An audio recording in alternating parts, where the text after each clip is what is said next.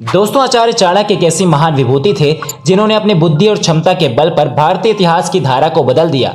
मौर्य साम्राज्य के संस्थापक चाणक्य एक कुशल राजनीतिज्ञ, चतुर कूटनीतिज्ञ, प्रकांड अर्थशास्त्री के रूप में भी विश्वविख्यात हुए। इतनी सदियां गुजरने के बाद आज भी यदि चाणक्य के द्वारा बताए गए सिद्धांत और नीतियां प्रासंगिक हैं, तो मात्र इसलिए क्योंकि उन्होंने अपने गहन अध्ययन, चिंतन और जीवन के अनुभव से अर्जित अमूल्य ज्ञान को पूरी तरह से निस्वार्थ होकर मानव कल्याण में लगा दिया। नमस्कार दोस्तों, आप देख रहे हैं मिस्टर फैक्टोरिक। चाणक्य नीति आचार्य चाणक्य की नीतियों का अद्भुत संग्रह है जो आज भी उतना ही प्रासंगिक है जितना वह 2400 साल पहले था जब इसे लिखा गया था। तो आइए हम जानते हैं आचार्य चाणक्य की वो 8 नीतियां जिनसे आप अपने दुश्मनों को अपने कदमों पर गिरा सकते हैं। नंबर 1, आचार्य चाणक्य के अनुसार मनुष्य दुश्मन पर विजय पाने के लिए सबसे ज्यादा जरूरी है कि आपको उससे घबराना नहीं है। हमेशा कोशिश करें कि आप उनसे ज्यादा ताकतवर बन जाएं। चाणक्य नीति में इस बात का जिक्र किया गया है कि शत्रु कितना भी ताकतवर क्यों ना हो, लेकिन उसके सामने कभी भी घुटने नहीं टेकने चाहिए। इसके लिए सबसे जरूरी है कि आप मानसिक तौर पर मजबूत रहें। ये जरूरी नहीं कि आपको हमेशा जीत ही मिलेगी। यदि आप हारते भी हैं तो उसे सबक लें और अपनी गलतियों में सुधार लाएं। नंबर 2, न बताएं अपनी योजना। आचार्य चाणक्य के अनुसार शत्रु को कभी भी कम नहीं आंकना चाहिए। दुश्मन की ताकत का सही आकलन आपकी जीत को निश्चित कर देता है। इससे आपकी जीत भी सुनिश्चित हो जाती है।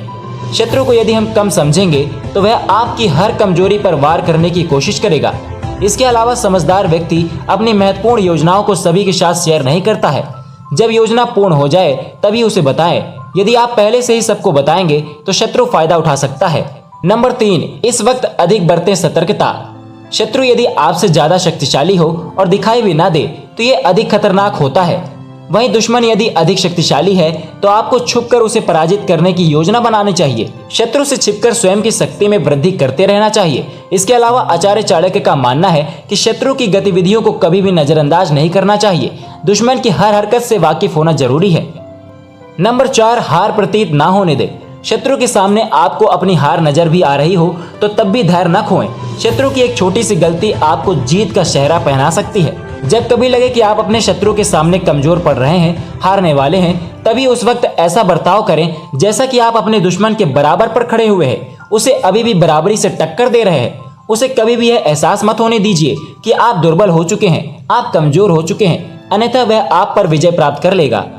नंबर 5, शत्रु से भी सीखिए। यदि शत्रु हमसे अधिक शक्तिशाली है तो उसके अनुकूल चलना चाहिए। शत्रु के हर एक कदम पर अपनी निगरानी रखनी चाहिए। उसके कुछ ऐसे कदम आप भी अपनाइए जिससे कि आप भी अपने आप को शक्तिशाली बना सकें। शत्रु से कुछ सीखना यह गलत बात नहीं है। नंबर 6, अगर दुश्मन कमजोर और छल करने वाला है तो उसके विपरीत व्यवहार करना चाहिए। इसका मतलब यह है कि यदि आपका दुश्मन आपसे कमजोर है तो उसे उसी वक्त दबा दें। अगर वह बेईमान है, आप उसके विपरीत ईमानदार बनिए। ऐसे में लोगों के बीच आपकी प्रतिष्ठा बढ़ेगी और आप और भी शक्तिशाली बनते जाएंगे। अगर आपका शत्रु ईमानदार है तो आप बेईमान बन जाइए, क्योंकि सारी तारीफें और प्रतिष्ठा आपके दुश्मन की ही है। इस तरह में आपको उसके विपरीत कदम उठाना ही होगा। लेकिन ध्यान रहे, आप कोई गलत कदम नहीं उठा सकते, क्योंकि इस हालात पर दुश्मन आपसे ज्यादा शक्तिशाली है। दुश्मन के सामने कभी भी डर कर नहीं, डट कर सामना करना चाहिए। नंबर 7, सही दुश्मन की पहचान।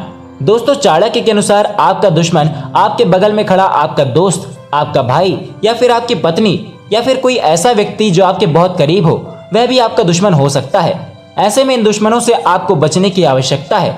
चाणक्य बताते हैं कि ऐसे दुश्मन ऊपर से तो आपकी बहुत तारीफ करते हैं, आपके प्रति वफादार होने का नाटक करते हैं, लेकिन अंदर से आपके लिए बस बद्दुआएं मांगते हैं। वह आपको आगे बढ़ना नहीं देखना चाहते हैं। ऐसे में सही वक्त आने पर उनकी पहचान कर उन्हें अपने से दूर रखना ही उचित है। नंबर 8, शांत दिमाग से अपना प्लान बनाएं। दुश्मन को मात देने के लिए हर पहलू को ठंडे दिमाग से सोचे समझें और फिर कदम उठाएं। अगर आप ऐसा नहीं करते हैं तो जल्दीबाजी में आप कोई ऐसा कदम उठा सकते हैं जिससे कि दुश्मन आपको उसी वक्त मात दे सकता है।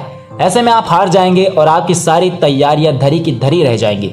इसलिए हर एक कदम बेहद शांत और ठंडे दिमाग से सोच समझ कर ही उठाएं, क्योंकि जल्दीबाजी का काम शैतान का होता है, इंसान का नहीं। एक अंतिम नीति आपको बोनस के तौर पर बताता हूं जो आपके बहुत काम आने वाली है। नंबर 9, शत्रु की आंख में धूल झोंकना।